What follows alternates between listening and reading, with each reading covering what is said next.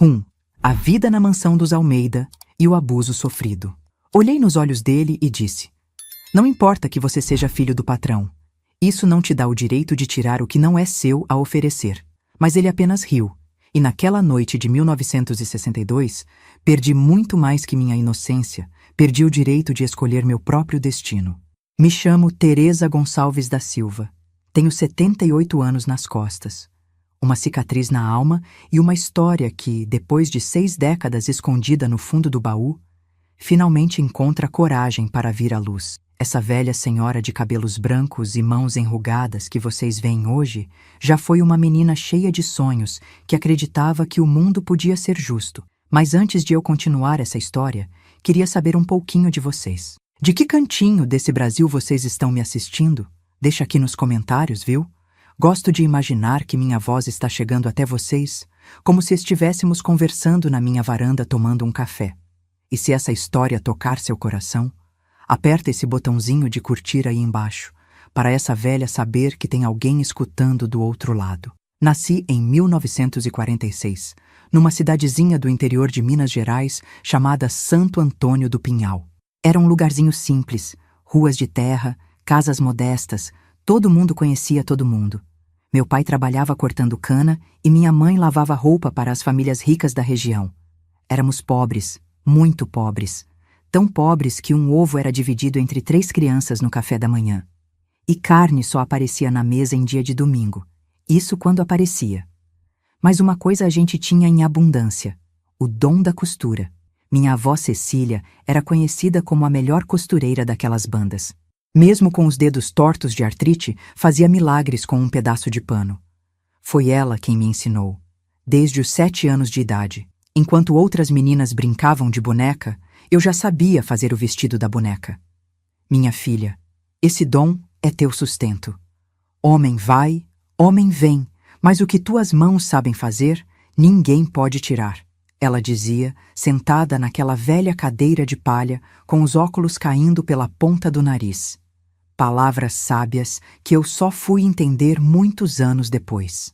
Nossa casa era pequena, de chão batido, com telhas que deixavam entrar goteiras quando chovia forte. No quarto que dividia com minhas 2 irmãs mais novas, Luzia e Aparecida, guardava como tesouro uma caixinha de madeira com agulhas, linha e retalhos que juntava pelos cantos. À noite, à luz de lamparina, ficava costurando pequenas peças que depois vendia na feira de domingo. O cheiro daquela casa nunca saiu da minha memória. Era uma mistura de feijão cozinhando lentamente no fogão a lenha, do sabão de cinzas que minha mãe fazia para lavar roupa e do cheiro de terra molhada que entrava pelas frestas da parede. Era o cheiro da pobreza digna, como meu pai chamava, daqueles que não têm muito, mas o pouco que têm é honesto. Estudei até o 4º ano primário, depois tive que parar. Menina pobre não precisa de muita letra não, precisa é aprender a trabalhar, dizia meu pai, sem maldade, apenas repetindo o que o mundo tinha lhe ensinado. Mas aquele pouco de estudo me permitiu ler e escrever, e eu aproveitava para devorar qualquer revista ou jornal velho que caísse nas minhas mãos. Foi numa dessas revistas antigas que vi pela primeira vez os modelos de Paris. Vestidos elegantes, saias rodadas, detalhes que me faziam sonhar acordada. Recortava aquelas figuras e guardava debaixo do colchão, como quem guarda um tesouro proibido. Aos 16 anos, eu já era conhecida na região pelo meu talento com a agulha.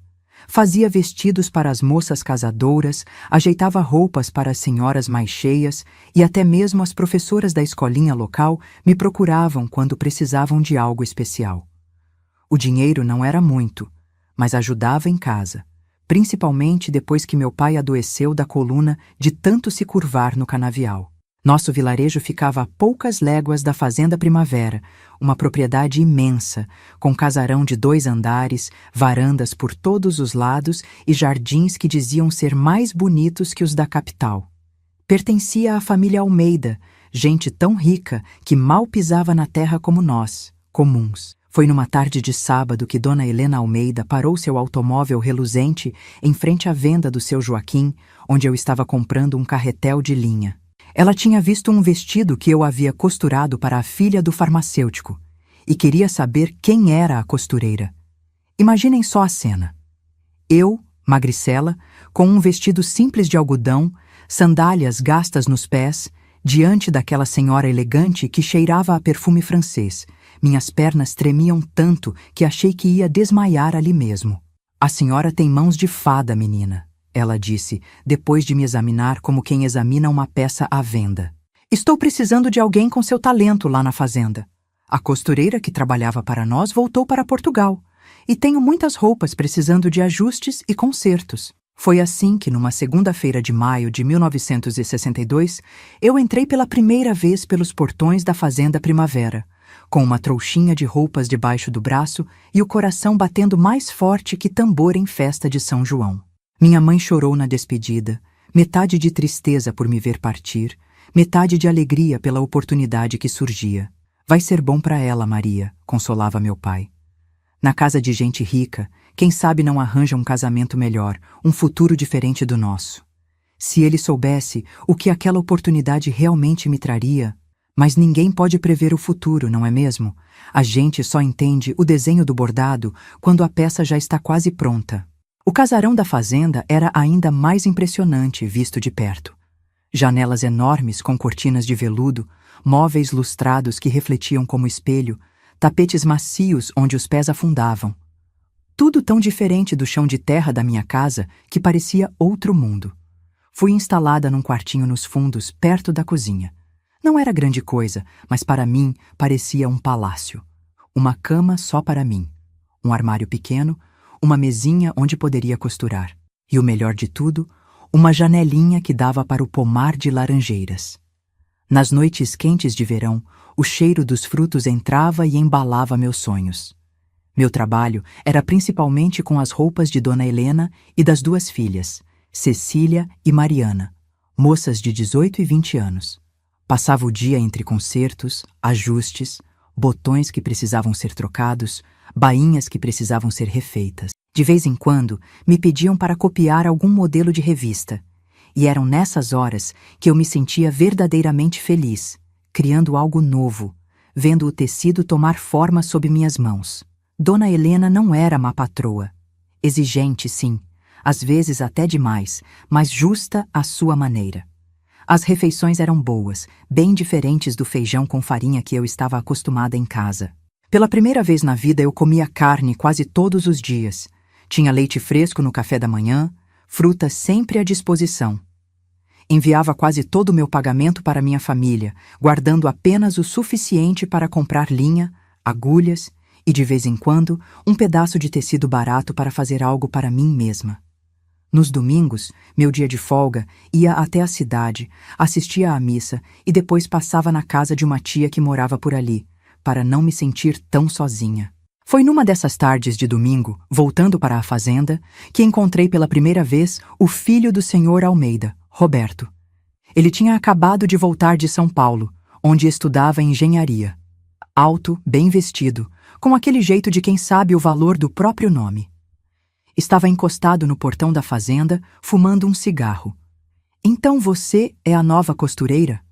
Mamãe falou de você nas cartas. Ele disse, me olhando de cima a baixo de um jeito que me fez sentir desconfortável, como se estivesse nua. Teresa, não é? Bonito nome para uma bonita moça. Respondi apenas com um aceno de cabeça, os olhos baixos como tinha sido ensinada a fazer diante de gente importante. Tentei passar por ele rapidamente, mas sua voz me deteve. Não precisa ter medo de mim. Não sou nenhum bicho-papão. Não tenho medo não, senhor. Só respeito pelo filho do patrão, respondi, ainda sem olhar diretamente para ele.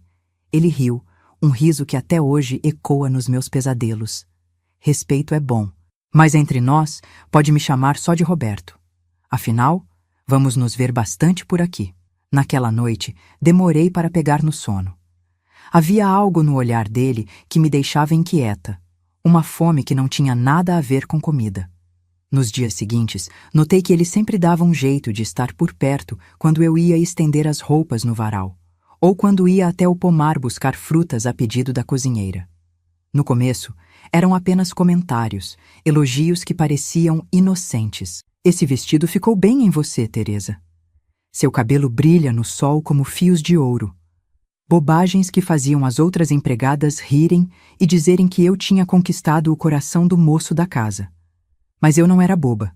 Cresci ouvindo as histórias das moças que trabalhavam nas casas grandes, das que voltavam para o vilarejo de cabeça baixa, algumas de barriga crescida, outras apenas com a honra perdida e nenhum futuro pela frente. Cuidado com os filhos dos patrões, minha filha. A voz da minha avó ecoava na minha cabeça. Eles não querem casar com gente como nós. Só querem brincar e depois jogar fora. Por isso eu fugia. Inventava desculpas. Nunca ficava sozinha. Até aquela noite de julho, quando todos na casa tinham ido a uma festa na cidade. Fiquei para terminar um vestido que Dona Helena queria usar no dia seguinte. Estava concentrada no meu trabalho, costurando a luz do lampião no quartinho dos fundos, quando a porta se abriu. Era Roberto, o hálito cheirando a bebida cara, os olhos vidrados de desejo. Finalmente te peguei sozinha, Terezinha, ele disse, trancando a porta atrás de si. O que aconteceu em seguida? Ah, como é difícil falar disso mesmo depois de tantos anos. Lutei, gritei, implorei, mas quem iria me ouvir? A casa estava vazia, e mesmo que não estivesse, seria a palavra dele contra a minha. Se você contar a alguém, vou dizer que foi você quem me seduziu, que é uma vagabunda que dorme com todos os trabalhadores da fazenda. Ele ameaçou, depois que terminou o que veio fazer. Quem você acha que vão acreditar? No filho do dono ou na costureirinha pobre? Passei a noite em claro, chorando, me sentindo suja de um jeito que nem toda a água do mundo poderia limpar. No dia seguinte, quando Dona Helena voltou, notou meus olhos inchados, meu jeito assustado. Está doente, menina? Perguntou, com aquela preocupação distante que os ricos têm com seus empregados, como quem se preocupa com um animal de estimação que não está comendo direito. Não, senhora. Só uma dor de cabeça. Menti, engolindo o choro que queria voltar. Pensei em fugir, em voltar para casa, mas como explicaria? O que diria aos meus pais? E pior, sem referências, como conseguiria outro trabalho? Minha família dependia do dinheiro que eu mandava, especialmente agora que meu pai quase não conseguia mais trabalhar por causa das dores na coluna. Então fiquei, e Roberto sabia que eu ficaria. Sabia do meu medo, da minha vergonha, da minha necessidade. Nos meses que se seguiram, ele vinha ao meu quarto sempre que a família saía, ou me encurralava em cantos isolados da propriedade. Cada vez eu resistia menos. Para que lutar quando já se sabe o resultado? Me tornei uma sombra do que era. As outras empregadas notavam meu silêncio, meu isolamento, mas atribuíam a alguma saudade de casa, algum desgosto de amor deixado no vilarejo. Se ao menos soubessem. Foi em outubro, 3 meses depois daquela primeira noite, que percebi que algo estava errado. Minha menstruação, sempre tão regular quanto o sino da igreja aos domingos, não veio. Esperei 1 semana, 2, rezando para todos os santos que conhecia, prometendo velas, promessas, qualquer coisa para que fosse apenas um atraso. Mas não era. O enjoo matinal confirmou o que meu coração já sabia. Estava carregando um filho de Roberto Almeida, filho do meu patrão, o homem que tinha roubado minha honra e agora plantava em mim uma semente que mudaria para sempre o rumo da minha vida. Quando olho para trás, para aquela menina de 16 anos, tão inocente e tão destroçada, sinto uma mistura de dor e de orgulho. Dor pelo que sofri, orgulho por ter sobrevivido. Porque o que veio depois, meus queridos, foi uma tempestade que quase me afogou, mas que, no final das contas, me ensinou a nadar contra a correnteza mais forte. 3 meses. Esse foi o tempo que durou meu segredo. 3 meses de náuseas disfarçadas, de vestidos ajustados na cintura, de orações desesperadas antes de dormir. 3 meses fingindo que nada havia mudado, enquanto tudo dentro de mim se transformava. Escondi o quanto pude. Levantava antes das outras empregadas para vomitar longe dos olhares curiosos. Inventava desculpas para não comer certos alimentos que agora me davam enjoo. Adaptava meus vestidos, soltando-os discretamente na barriga que começava a se pronunciar. Ninguém percebeu. Ou melhor, quase ninguém. Dona Josefa, a cozinheira antiga da fazenda, me observava com aqueles olhos que pareciam enxergar a alma da gente. Certa manhã, enquanto eu ajudava a descascar batatas, uma tarefa que nunca era minha, mas que pedi para fazer só para ficar perto do balde, caso o enjoo voltasse, ela se aproximou e, sem que ninguém ouvisse, sussurrou: "Menina, conheço esse olhar, já vi muitas vezes. De quantos meses você está?" Deixei a faca cair. O barulho assustou até as galinhas no quintal. Meus olhos se encheram de lágrimas que eu vinha segurando há tanto tempo que nem sabia mais como era chorar. "Não se preocupe", ela continuou, enquanto pegava a faca do chão. "Não vou contar para ninguém, mas você precisa pensar no que vai fazer. Essa barriga não vai ficar escondida para sempre." Naquela noite, sozinha no quarto, encarei a realidade pela primeira vez. Coloquei a mão sobre a pequena protuberância que crescia em mim. Um bebê. Meu bebê. Fruto de violência, sim, mas ainda assim, meu sangue, minha carne. Chorei até não ter mais lágrimas, depois me ajoelhei e rezei. Não por um milagre, já tinha entendido que milagres não aconteciam para meninas como eu, mas por força. Força para enfrentar o que viria. Decidi confrontar Roberto. Talvez, pensei numa ingenuidade que hoje me faz rir de tristeza, talvez ele assumisse a responsabilidade. Talvez, se não por mim, pelo menos pela criança, ele fizesse algo. O encontrei no estábulo, onde ia todas as manhãs ver os cavalos antes do café. Entrei, meu coração batendo tão forte que achei que ele poderia ouvir. "Roberto, preciso falar com você", disse, a voz tremendo mais do que gostaria.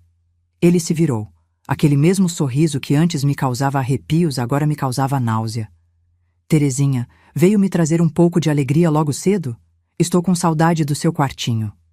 "Estou grávida", falei, direto, sem rodeios. As palavras saíram como pedras da minha boca. Seu rosto mudou na mesma hora. O sorriso desapareceu, os olhos se estreitaram e pela primeira vez vi medo neles. Medo que logo se transformou em raiva. "E o que você quer que eu faça?" "Como sei que é meu? Você deve dormir com metade dos trabalhadores daqui." A bofetada que dei nele foi instintiva. Nem pensei. Minha mão voou e acertou seu rosto com toda a força da minha indignação. Ele ficou parado por um segundo, surpreso, depois agarrou meu braço com tanta força que deixou marcas roxas por semanas. "Nunca mais faça isso, sua ordinária. Quem você pensa que é? Uma costureirinha de merda, filha de ninguém, acha que pode me acusar? Se abrir essa boca para alguém, vou garantir que você e sua família nunca mais encontrem trabalho em lugar nenhum desse estado."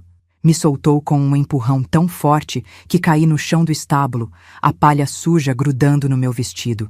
Saiu batendo a porta, me deixando ali, humilhada, com o gosto de terra e lágrimas na boca. Naquela noite, não consegui dormir. Alternava entre momentos de desespero absoluto e estranhos instantes de calma, como se algo dentro de mim já soubesse o que eu precisava fazer. Na manhã seguinte, procurei Dona Josefa. Ela me ouviu em silêncio, enquanto sovava a massa do pão, os braços fortes cobertos de farinha até os cotovelos. "Tem uma mulher na cidade", ela disse finalmente. "Dona Jurema. Ela ajuda moças em situação como a sua." Meu coração disparou. Já tinha ouvido falar dessas mulheres que com ervas e instrumentos faziam o problema desaparecer. A ideia me causou um terror profundo. Dona Josefa deve ter visto o medo no meu rosto, porque acrescentou rapidamente: "Não é o que você está pensando. Ela não faz esse tipo de coisa. Ela acolhe, ajuda no parto e, quando a moça quer, encontra uma boa família para a criança. Foi assim com minha sobrinha, há alguns anos." Um misto de alívio e nova preocupação me invadiu. Por um lado, não teria que recorrer a métodos que poderiam custar minha vida e a do bebê. Por outro, entregar meu filho para desconhecidos? A ideia me partia o coração. Mas que escolha eu tinha? Voltar para casa, na condição em que estava, traria vergonha para minha família. Meu pai, com seu código rígido de honra, provavelmente me expulsaria também. E como criaria uma criança sozinha, sem trabalho, sem teto, sem nada? "Vou pensar nisso", respondia a Dona Josefa, mas no fundo sabia que não tinha muitas opções. Foi uma semana depois dessa conversa que tudo desmoronou de vez. Estava costurando um vestido para o aniversário de Mariana, a filha mais nova dos Almeida, quando Dona Helena entrou no pequeno cômodo que servia como meu ateliê. Notei imediatamente que algo estava errado. Seu rosto, normalmente composto e sereno, estava contorcido numa máscara de fúria controlada. Nas mãos, segurava um papel que reconheci como o calendário onde eu marcava minhas regras. Um hábito que minha avó tinha me ensinado e que eu mantinha escondido entre meus poucos pertences. "O que é isso, Teresa?" ela perguntou, a voz tão fria que parecia congelar o ar entre nós. "Pode me explicar por que não há marcações nos últimos 3 meses?" Meu mundo desabou naquele instante. Podia sentir o chão se abrindo sob meus pés, me engolindo para um abismo sem fim. Eu posso explicar, senhora", balbuciei. Mas não havia explicação que pudesse dar.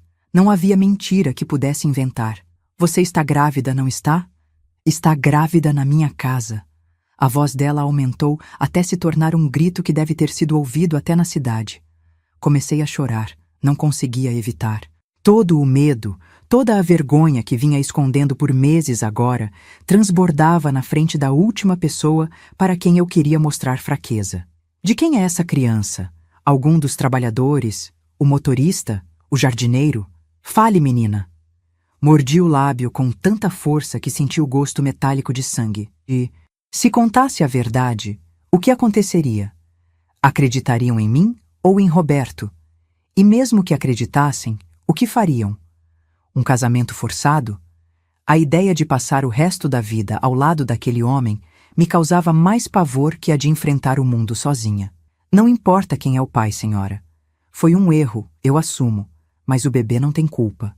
Ela me olhou como se eu fosse a criatura mais repugnante que já tinha pisado em sua casa. "Pegue suas coisas e saia daqui hoje mesmo. Não quero uma mulher sem moral debaixo do meu teto.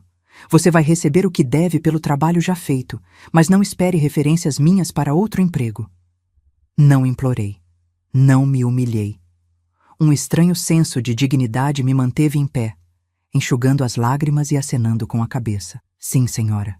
Estarei fora antes do anoitecer." Guardei minhas poucas roupas, meu material de costura, as poucas economias que tinha escondidas debaixo do colchão. Não era muito, mas teria que ser o suficiente para começar uma nova vida em algum lugar onde ninguém conhecesse minha história. Quando estava terminando de arrumar minha trouxa, ouvi uma batida na porta. Era Dona Josefa, com os olhos vermelhos e um pacote nas mãos. "Soube o que aconteceu", disse, entrando e fechando a porta atrás de si. "Trouxe comida para a viagem e isso." Me entregou um papel com um endereço escrito à mão. "É a casa de Dona Jurema, na capital.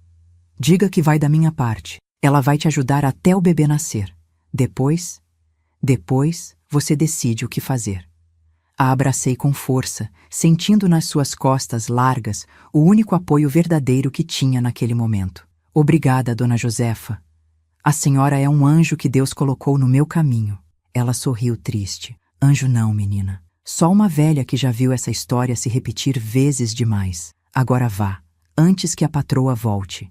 E lembre-se, o que aconteceu com você não foi culpa sua. Não deixe ninguém te convencer do contrário."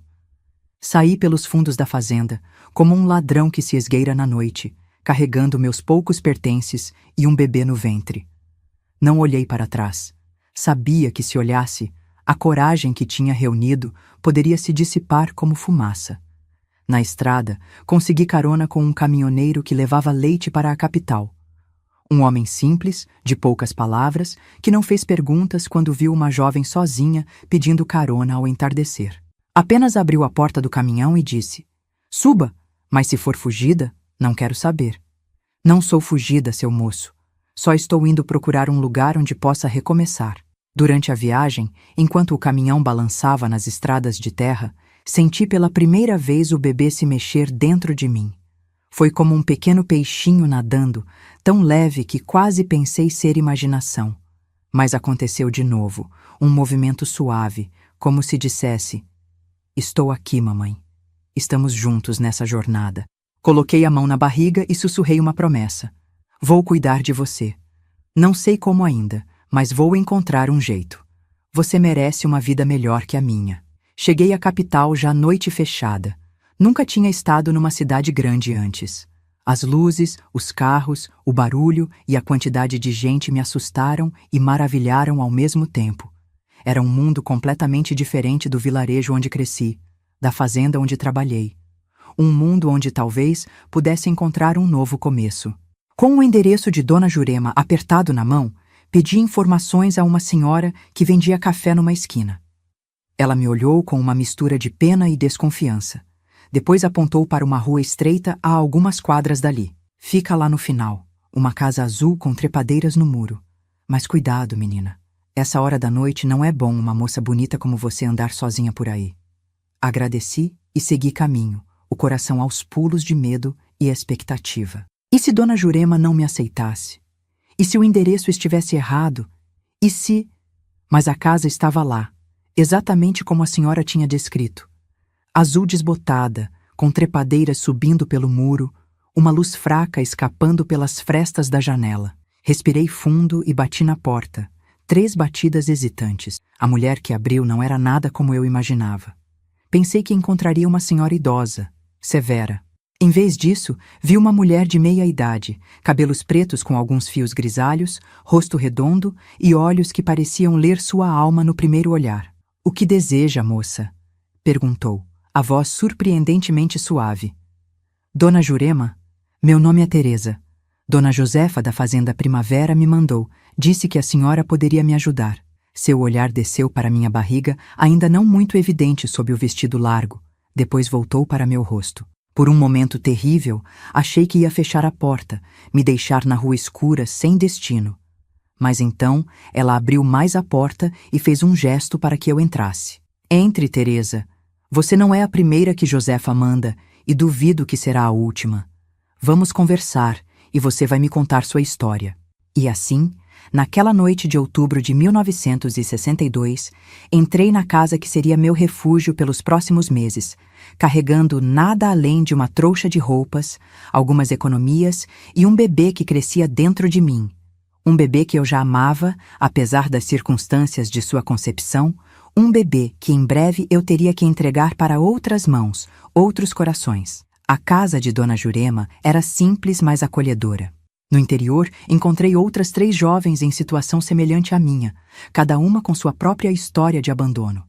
Maria, de apenas 15 anos, enganada pelo patrão para quem trabalhava como doméstica.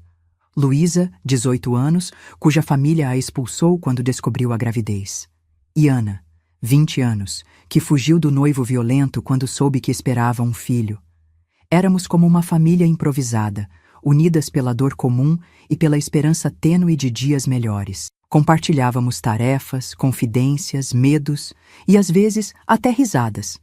Dona Jurema cuidava de nós com uma mistura de firmeza e compaixão, garantindo que nos alimentássemos bem, que descansássemos o suficiente e que, acima de tudo, não perdêssemos a dignidade. Vocês cometeram erros ou foram vítimas de erros alheios, mas isso não define quem são, ela repetia sempre. O que define vocês é o que farão a partir de agora. E acreditem, a vida sempre oferece uma segunda chance para quem tem coragem de recomeçar. Palavras que carreguei comigo por toda a vida, como um talismã nos momentos de dúvida. Palavras que me deram força quando achei que não tinha mais forças para seguir. Os meses na casa de Dona Jurema passaram numa rotina simples. Durante o dia, ajudávamos nos afazeres domésticos, cada uma conforme suas condições. Eu, com minha habilidade na costura, comecei a fazer pequenos concertos para a vizinhança, ganhando alguns trocados que guardava cuidadosamente para o futuro incerto que me aguardava. À noite, sentávamos na varanda, ouvindo o rádio e tricotando roupinhas para os bebês que viriam. Dona Jurema nos ensinava sobre o parto, sobre como cuidar de um recém-nascido, sobre as opções que teríamos depois. Nunca pressionava ninguém a dar o bebê para a adoção, mas também era realista sobre as dificuldades de criar uma criança sozinha, sem apoio familiar, sem emprego estável. Cada uma de vocês precisa decidir o que é melhor para o bebê e para si mesma, dizia. Não existe decisão certa ou errada, apenas a decisão possível nas circunstâncias que a vida nos deu. Em dezembro, quando minha barriga já estava grande, recebi uma carta inesperada. Era da minha mãe, enviada através de Dona Josefa, que tinha guardado o endereço de Dona Jurema. Minha filha, dizia a carta, nas letras tortas de quem mal sabia escrever. Ficamos sabendo o que aconteceu. Seu pai está furioso, diz que você desonrou o nome da família. Mas eu sou mãe, e sei que deve haver mais nessa história do que nos contaram. Quando o bebê nascer, se quiser voltar para casa, terei uma conversa com seu pai.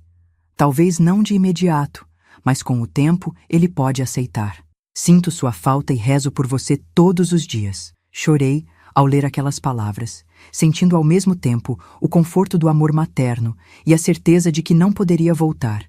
Não queria ser um fardo para minha família. Não queria ver a decepção nos olhos do meu pai. Não queria que meu filho crescesse num lugar onde seria sempre apontado como o bastardo, o filho do pecado. Foi naquela noite, olhando para a lua cheia que entrava pela janela do quarto que compartilhava com Maria, que tomei minha decisão. Daria meu bebê para adoção. Por mais que doesse, por mais que partisse meu coração, seria o melhor para ele. Merecia uma família completa, um lar estável, oportunidades que eu jamais poderia oferecer. Quando comuniquei minha decisão à dona Jurema, ela assentiu com respeito. Se é isso que seu coração diz, Teresa, vou ajudar. Conheço um casal, pessoas boas, que não podem ter filhos. Ele é contador, ela é professora. Podem dar ao seu bebê o tipo de vida que você deseja para ele. O alívio por saber que meu filho teria um futuro melhor se misturou à dor dilacerante da separação antecipada. Cada chute que sentia, cada movimento dentro de mim, era ao mesmo tempo uma alegria e uma despedida. Janeiro chegou com um calor sufocante. Minha data prevista era para o final do mês, mas na segunda semana acordei no meio da noite com dores que começavam nas costas e irradiavam para a barriga. O trabalho de parto tinha começado. Nunca vou me esquecer daquela madrugada de janeiro de 1963. O calor abafado, o suor escorrendo pelo meu corpo, as dores que vinham em ondas cada vez mais fortes e meu grito ecoando pelas paredes da casa de Dona Jurema. O trabalho de parto durou quase 15 horas. 15 horas de agonia, de luta, de medo. Dona Jurema estava ao meu lado todo o tempo, segurando minha mão, limpando meu rosto, me dando força. Você consegue, Teresa. Você é mais forte do que pensa. Respire fundo. Isso, empurre quando eu mandar. Maria e Luísa também ajudavam, trazendo água, toalhas limpas, fervendo instrumentos conforme Dona Jurema orientava.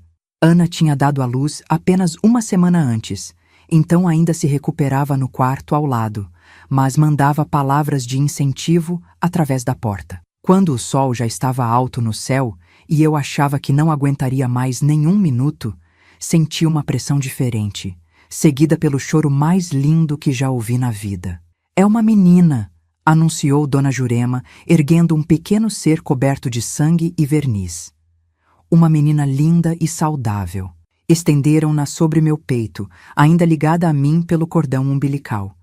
Pequena, vermelha, com uma penugem escura na cabeça e os olhos inchados que mal conseguia abrir. A criatura mais perfeita que já tinha visto. Olá, minha filha, sussurrei, enquanto lágrimas escorriam pelo meu rosto. Perdoe-me pelo que vou fazer.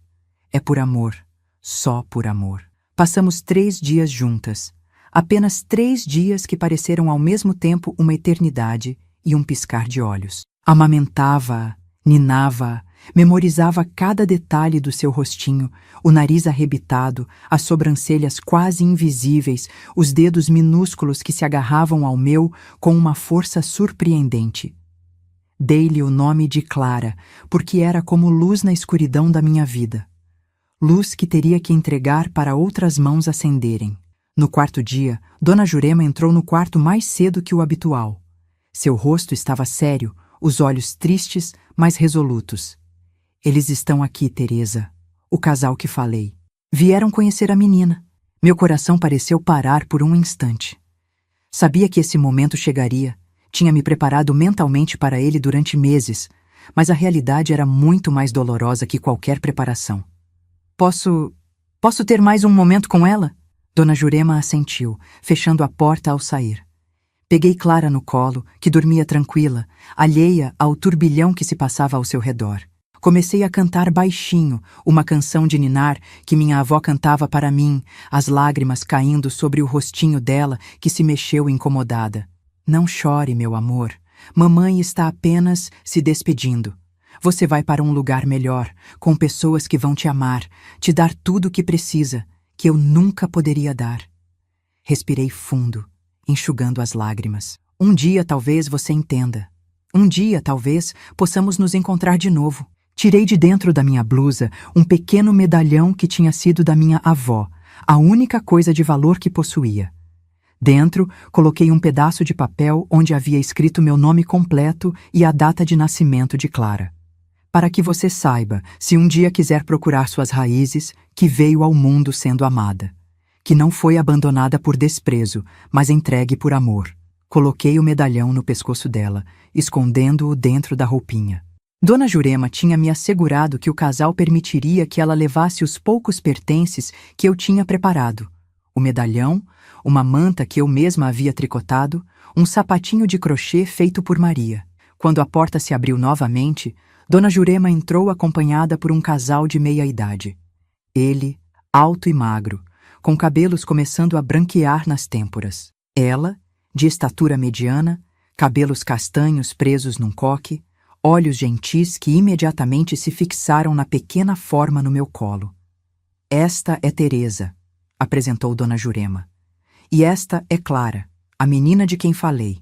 A mulher se aproximou hesitante, como se temesse minha reação. Ela é linda, disse com voz embargada.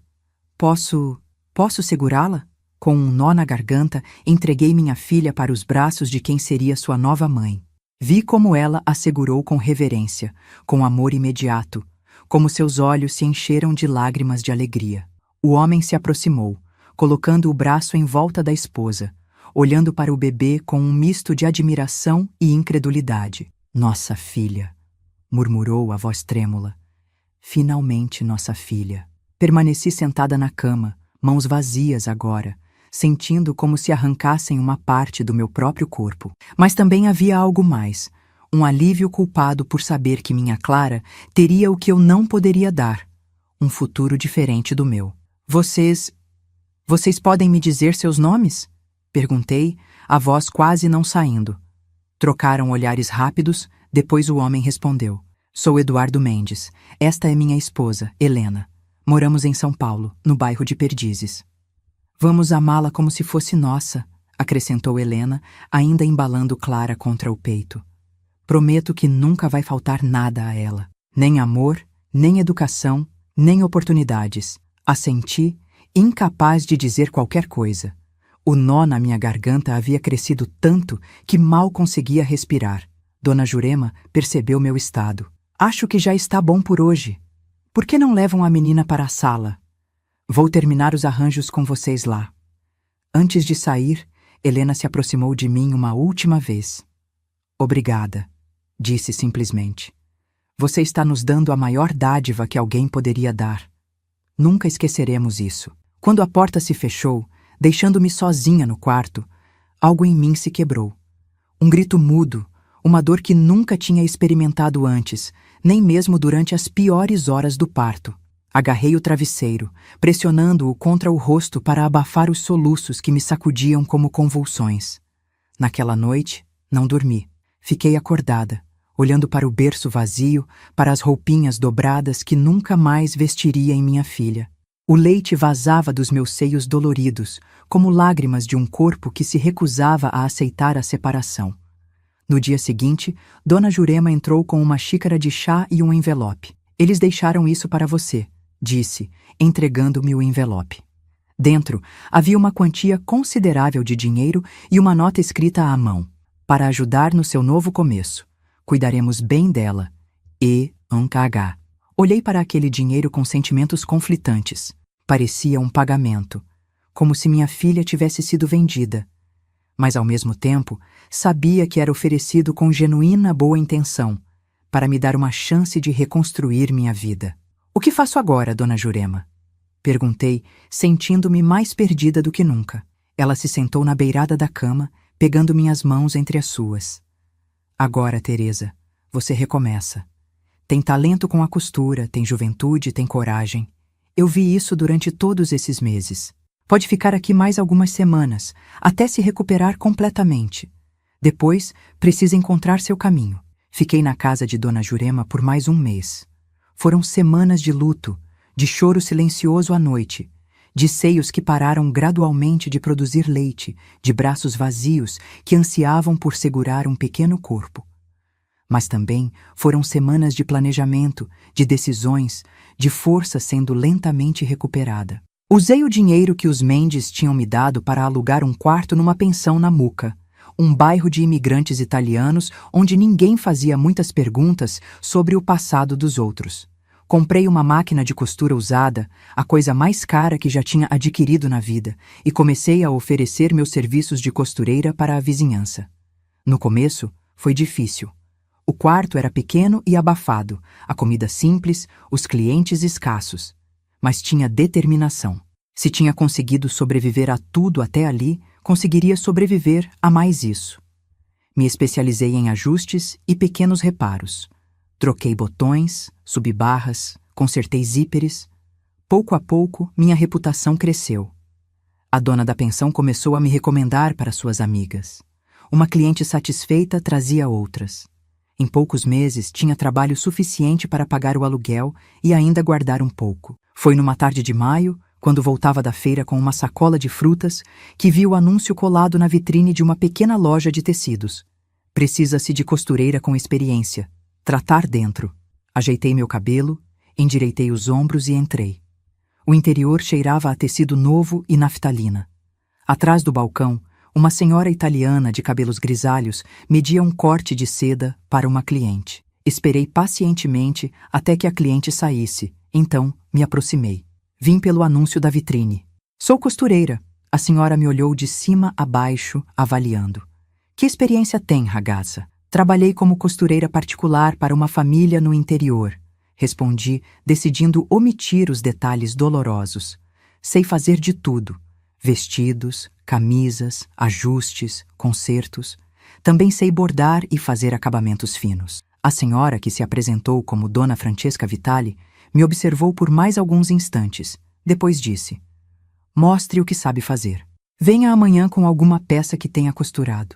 No dia seguinte, voltei com um vestido que havia feito para mim mesma, usando retalhos comprados por preços baixos. Era simples, mas o corte era perfeito, as costuras invisíveis, o acabamento impecável.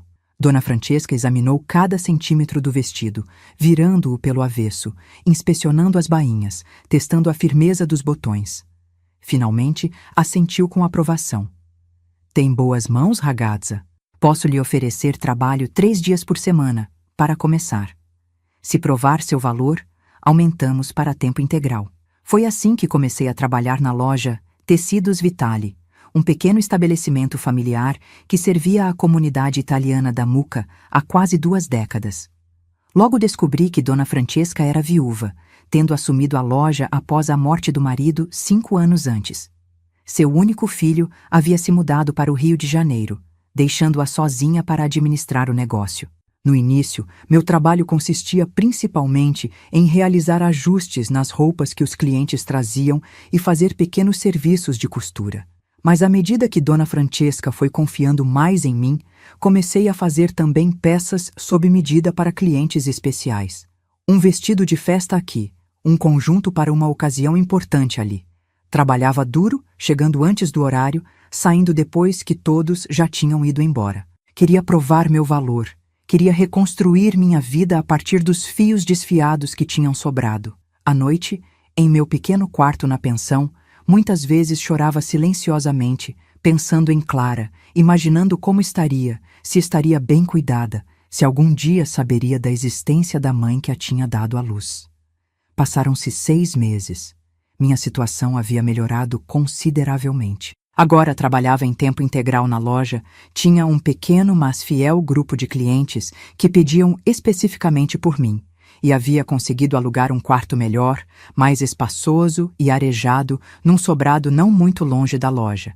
Foi então que recebi uma carta que mudaria o rumo da minha vida novamente.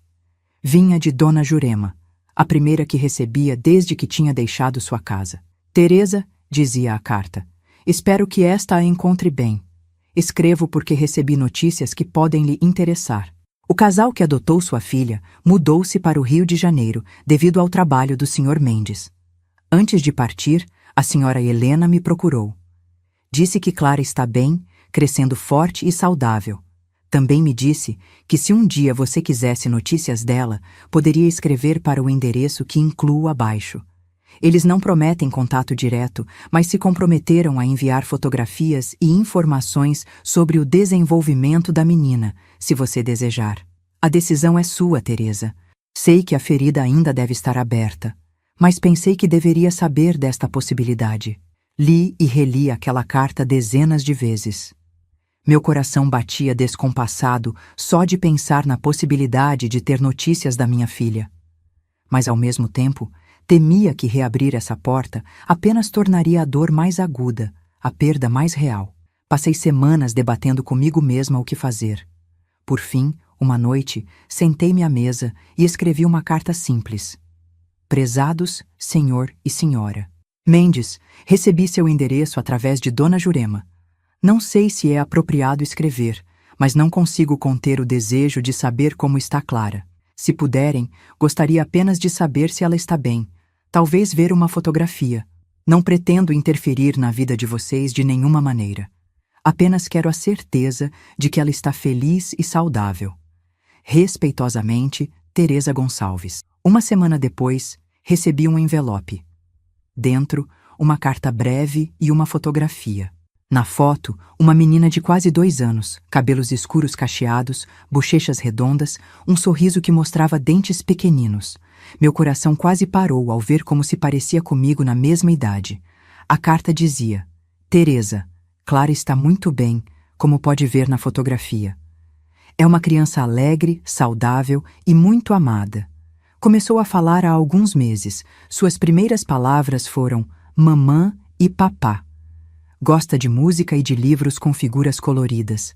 Tem seu temperamento, às vezes teimosa, mas sempre afetuosa. Guardamos o medalhão que deixou com ela. Quando for mais velha, contaremos sobre você de uma maneira adequada à idade dela. Não queremos que cresça sem saber de suas origens. Se quiser, podemos continuar enviando notícias e fotografias ocasionalmente. Helena e Eduardo Mendes. Chorei ao ler aquelas palavras, ao ver a imagem da minha filha, porque, apesar de tudo, ela sempre seria minha filha também. Mas era um choro diferente agora. Havia dor, sim, mas também alívio, gratidão e um pequeno fio de esperança. Respondi agradecendo e dizendo que sim, gostaria muito de continuar recebendo notícias. Assim começou uma correspondência espaçada, mas constante, que duraria anos.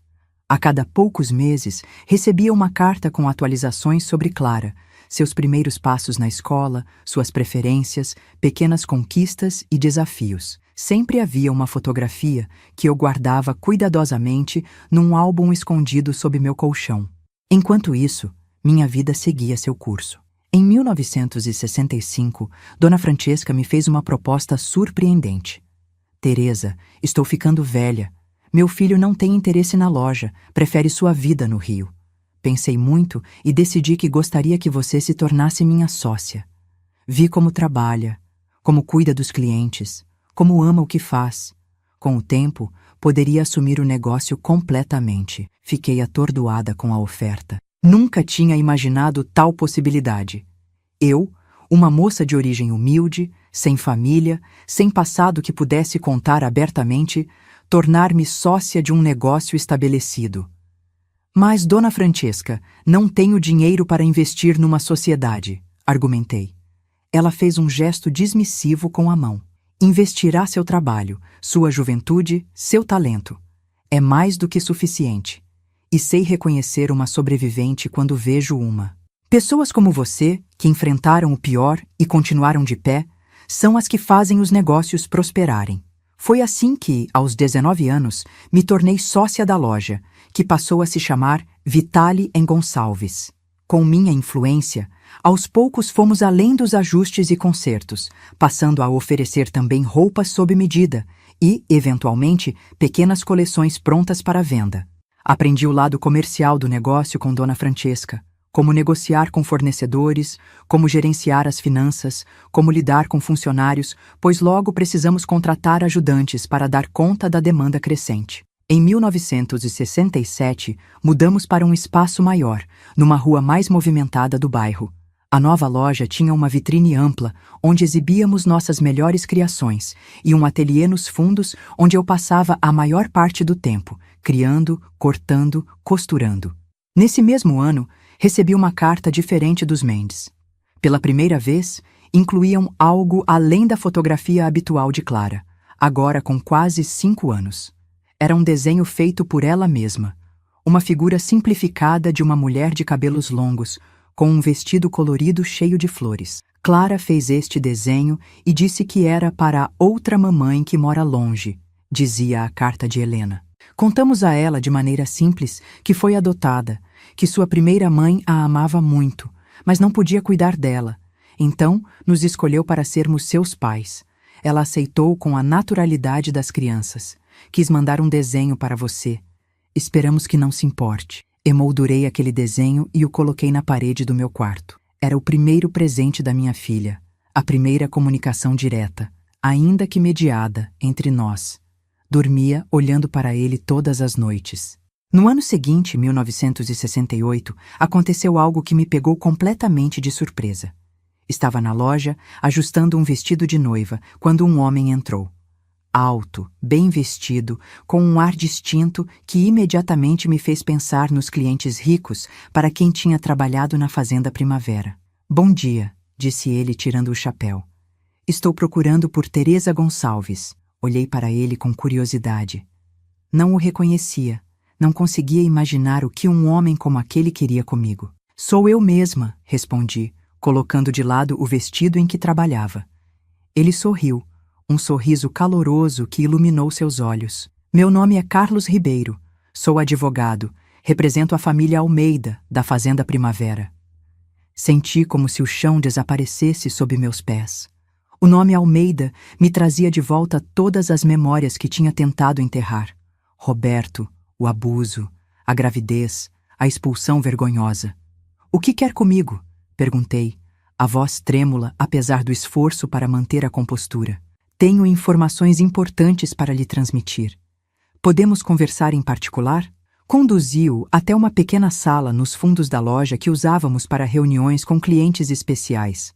Dona Francesca nos observou passar, uma expressão intrigada no rosto, mas não fez perguntas. Senhorita Gonçalves, começou ele depois que nos sentamos. Estou aqui porque Roberto Almeida faleceu há 2 semanas, num acidente de automóvel. A notícia me atingiu como um soco no estômago. Não sentia amor por Roberto, apenas uma mistura complexa de medo, raiva e um ressentimento que tinha aprendido a conviver ao longo dos anos. Mas sua morte era o fim definitivo de um capítulo da minha vida, um capítulo que tinha mudado tudo. Sinto muito, disse automaticamente, sem saber o que mais dizer. Antes de morrer, continuou o advogado, Roberto fez uma confissão ao padre. Depois, chamou-me e fez alterações em seu testamento. Olhei para ele confusa. O que isso tem a ver comigo? Carlos Ribeiro abriu sua pasta, retirando alguns documentos. Roberto confessou ter abusado de você quando trabalhava na Fazenda Primavera. Confessou que a criança que você esperava era dele e que suas ameaças a forçaram a silenciar e depois a deixar a fazenda. Em seu leito de morte, parece que encontrou algo parecido com remorso. Lágrimas involuntárias surgiram em meus olhos, não pelo homem que tinha morrido, mas pela garota de 16 anos que finalmente era vindicada, ainda que tarde demais, ainda que de uma maneira que ninguém mais além daquele advogado saberia. Roberto deixou instruções específicas para que uma parte considerável de sua herança fosse destinada a você, como uma forma de compensação pelo dano causado, e a seu filho, onde quer que esteja. Fiquei em silêncio, absorvendo aquela informação extraordinária.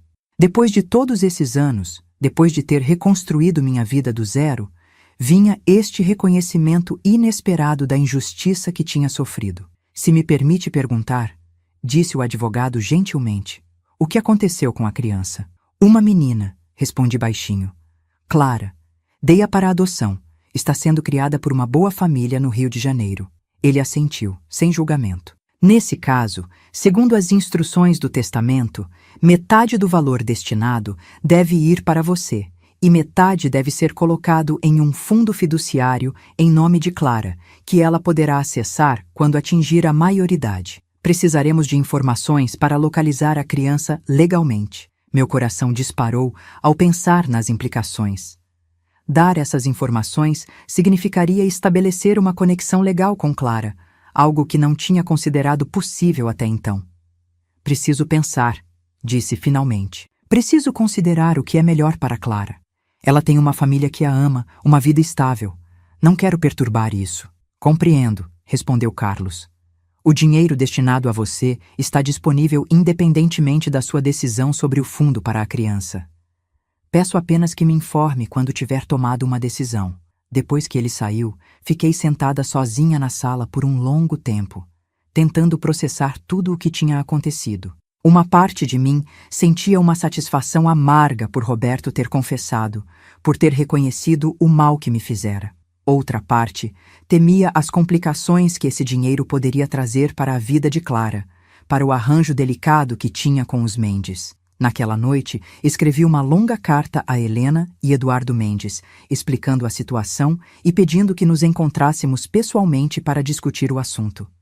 Era a primeira vez que sugeria um encontro face a face desde que tinha entregado Clara. 2 semanas depois da minha carta, recebi um telegrama curto dos Mendes. Estaremos em São Paulo no próximo domingo. Podemos nos encontrar às 15 horas no Jardim da Luz. Helena e Eduardo. Meu coração quase saiu pela boca quando li aquelas palavras. Depois de 6 anos, finalmente veria minha filha novamente. Ou assim eu pensava. O domingo chegou com um sol ameno de outono. Vesti minha melhor roupa, um conjunto de saia e blazer azul marinho que eu mesma tinha feito, inspirado num modelo que vi numa revista francesa. Prendi o cabelo num coque simples, passei um batom discreto. Queria parecer respeitável, bem-sucedida, alguém que tinha seguido em frente apesar das adversidades. Cheguei ao jardim meia hora antes do combinado, tão nervosa que meu estômago revirava. Sentei num banco próximo ao coreto, observando as famílias que passeavam, as crianças que corriam pela grama, procurando ansiosamente por um rosto familiar, por uma menina que seria a versão crescida do bebê que tinha segurado apenas por 3 dias. Às 15 horas em ponto, vi um casal se aproximando. Reconheci-os imediatamente das fotos que tinham me enviado ao longo dos anos. Mas estavam sozinhos. Clara não estava com eles. Teresa? Chamou a mulher, parando a alguns passos do meu banco. Levantei-me, tentando esconder a decepção. Helena? Eduardo? Obrigada por virem. Apertamos as mãos formalmente, como estranhos que éramos, apesar da conexão profunda que compartilhávamos. Clara não está com vocês. Observei, incapaz de conter a pergunta implícita. Helena balançou a cabeça, um olhar de compreensão em seus olhos. Achamos melhor conversar primeiro, só os adultos, entender a situação antes de envolver Clara. Fazia sentido, claro, mas ainda assim senti um aperto no peito. Caminhamos pelo jardim, procurando um lugar mais reservado para nossa conversa. Encontramos um canto tranquilo, afastado das trilhas principais. Sua carta nos pegou de surpresa. Começou Eduardo, direto ao ponto. Nunca esperamos... Bem, esta situação. Eu também não, respondi sinceramente. Nunca imaginei que Roberto confessaria, muito menos que deixaria algo em seu testamento. Helena me estudou por um momento antes de perguntar. O que você pretende fazer, Teresa? Qual é seu plano em relação a Clara? A pergunta era direta, a preocupação por trás dela evidente. Eles temiam que eu quisesse perturbar a vida que tinham construído, reivindicar direitos, talvez até mesmo tentar recuperar minha filha. Não tenho intenção de interferir na vida de vocês, respondi com firmeza. Clara é sua filha em todos os sentidos que importam. Vocês a criaram, a amaram, deram a ela tudo o que eu não poderia dar. Respirei fundo antes de continuar. Quanto ao dinheiro, acredito que é direito dela. Não por ser filha de Roberto.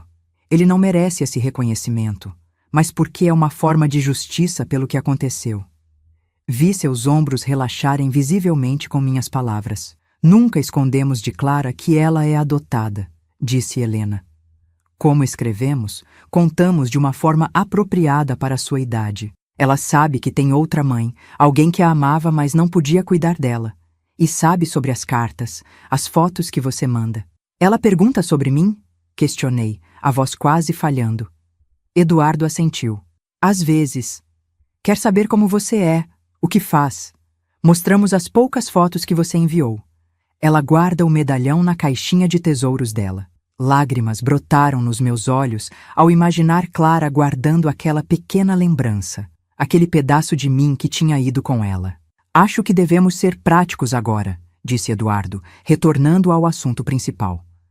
Do ponto de vista legal, como procedemos com este fundo fiduciário mencionado pelo advogado?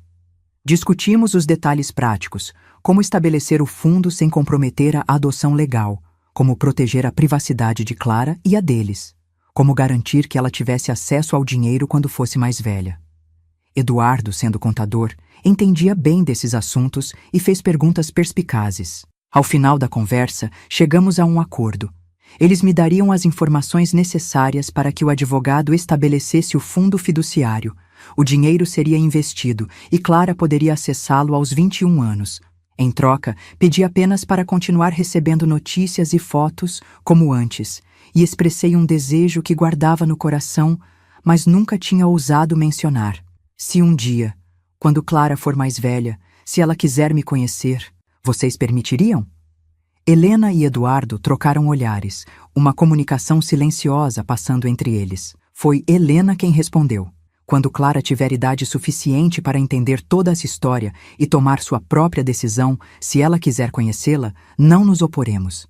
Ela tem direito às suas origens, a conhecer todas as partes de quem ela é. Aquela promessa, aquela pequena possibilidade de um dia conhecer minha filha face a face, encheu meu coração de uma esperança que não ousava sentir há anos. Antes de nos despedirmos, Helena tirou algo da bolsa, um envelope. Trouxemos isto para você, disse, entregando-me. A foto mais recente de Clara e algo mais. Abri o envelope com dedos trêmulos. Dentro, havia uma fotografia de Clara no seu aniversário de 6 anos, sorrindo ao lado de um bolo, e um pequeno cartão feito à mão. Nele, em letras infantis desenhadas com canetinhas coloridas, estava escrito: "Para minha outra mamãe, com amor, Clara." Foi demais. As lágrimas que tinha tentado conter durante toda a conversa transbordaram. Helena, em um gesto que me surpreendeu, aproximou-se e me abraçou. Um abraço rápido, mas genuíno. "Obrigada por ter dado a chance de sermos pais", sussurrou. "E obrigada por ainda se importar com ela depois de todos esses anos." Nos despedimos com a promessa de manter contato. Voltei para casa naquele dia com sentimentos conflitantes. A tristeza por não ter visto Clara, a gratidão pela compreensão dos Mendes, a esperança de um possível encontro futuro e um estranho senso de fechamento por Roberto ter finalmente reconhecido o mal que me fez, mesmo que em seu leito de morte. Os meses seguintes foram de grandes mudanças. Primeiro, o dinheiro da herança de Roberto chegou, uma quantia que nunca tinha imaginado possuir. Depois de estabelecer o fundo para Clara, ainda me restava o suficiente para transformar completamente minha vida. Após muita reflexão, fiz uma proposta à dona Francesca: comprar sua parte na loja. Ela estava envelhecendo, cada vez mais cansada do trabalho diário, e minha oferta lhe permitiria uma aposentadoria confortável. "Está na hora, cara mia", ela disse, aceitando minha proposta com um abraço apertado. "A loja agora é sua, como sempre deveria ser. Tenho o negócio nos olhos e a arte nas mãos, combinação rara." No início de 1969, Vitale em Gonçalves tornou-se simplesmente Ateliê Teresa Gonçalves. Reformei o espaço, expandindo o ateliê nos fundos, criando um ambiente mais elegante na frente. Contratei mais 2 costureiras e uma assistente para a loja. Mas minha maior mudança veio com uma decisão ousada. Em vez de apenas fazer ajustes e roupas sob medida, comecei a criar minhas próprias pequenas coleções. Vestidos, conjuntos, saias, blusas, peças que refletiam meu estilo pessoal, que mesclava elegância clássica com detalhes únicos e artesanais. Para minha surpresa, as coleções foram um sucesso imediato. As mulheres do bairro, cansadas das mesmas opções das grandes lojas, adoraram poder comprar peças exclusivas, bem feitas, que não veriam em todas as outras mulheres da cidade. Logo, clientes começaram a vir de outros bairros, atraídas pelo boca a boca. Jornalistas de pequenas revistas femininas apareceram fazendo reportagens sobre a talentosa estilista autodidata da Muka. Em 1970, fui convidada a participar de um pequeno desfile de moda em um clube social, mostrando minhas criações ao lado de marcas já estabelecidas. O sucesso profissional trouxe também mudanças pessoais. Deixei o quarto alugado e comprei um pequeno apartamento próprio, o primeiro lugar que realmente pude chamar de meu. Decorei-o com cuidado, criando um espaço que refletisse quem eu era. Móveis simples, mas elegantes, tecidos coloridos, plantas por toda parte. Em uma parede especial da sala, coloquei todas as fotografias de Clara que tinha recebido ao longo dos anos, dispostas em ordem cronológica, dos primeiros dias de vida até a mais recente, dos seus 7 anos, mostrando-a em uniforme escolar, sorrindo com um dente da frente faltando. Olhar para aquelas fotos todos os dias me dava uma estranha sensação de continuidade, como se, apesar da separação física, ainda participasse de alguma forma da vida dela. Não era uma substituição para tê-la comigo, mas era um consolo, uma conexão que me ajudava a seguir em frente. Os anos de 1970 chegaram com o Brasil em transformação. O país vivia o chamado milagre econômico. As cidades cresciam rapidamente, novas oportunidades surgiam por toda parte.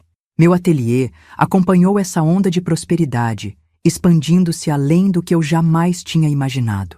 Em 1972, contratei um jovem estilista recém-formado para trabalhar comigo.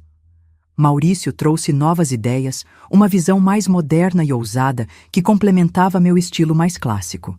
Nossa parceria criativa elevou o ateliê a outro patamar. No mesmo ano, recebi um convite que mudaria o rumo do meu negócio. Uma loja de departamentos de prestígio queria vender minhas criações.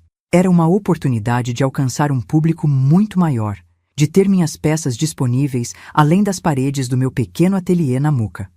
Depois de muita reflexão e discussões com Maurício, aceitei. Criamos uma linha exclusiva para a loja, mantendo o ateliê para peças mais exclusivas e sob medida. Foi um risco calculado que acabou sendo extremamente bem-sucedido. Em meio a essa ascensão profissional, continuava a trocar cartas com os Mendes. As notícias de Clara eram a parte mais aguardada da minha vida. Soube quando ela ganhou um concurso de soletração na escola, quando quebrou o braço caindo de uma árvore, quando descobriu um talento para o piano. Parece que herdou sua habilidade manual, escreveu Helena em uma carta. Seus professores dizem que tem dedos ágeis e precisos, perfeitos para o instrumento. Lembro que você mencionou que costurava desde criança. Talvez seja o mesmo tipo de talento. A ideia de que Clara tinha herdado algo de mim, não apenas características físicas, mas um talento, uma inclinação, aqueceu meu coração de uma maneira especial. Em 1974, quando Clara completou 11 anos, o advogado Carlos Ribeiro me procurou novamente com notícias surpreendentes. A mãe de Roberto Almeida faleceu, informou-me em seu escritório elegante, tão diferente do homem simples e gentil que ele era. Em seu testamento, deixou uma parte considerável de seus bens para sua neta, a filha de Roberto. Fiquei perplexa. Como? Ela sabia sobre Clara? Carlos ajustou os óculos, um gesto que fazia quando estava desconfortável. Aparentemente, Roberto contou a ela durante sua confissão final. A senhora Almeida, ao que parece, passou seus últimos anos atormentada pela culpa. Não pelo que o filho fez, do qual ela provavelmente sempre soube, mas por como você foi tratada depois. Por ter sido expulsa grávida, sem apoio. A ideia de que Dona Helena Almeida, a mulher que tinha me olhado com tanto desprezo naquele último dia na fazenda, tinha se arrependido no final da vida, era difícil de processar. O dinheiro será adicionado ao fundo fiduciário de Clara, explicou Carlos. Mas há mais. A senhora Almeida deixou uma carta para você e outra para Clara, para ser entregue quando ela for adulta. Com mãos trêmulas, abri o envelope que ele me estendeu.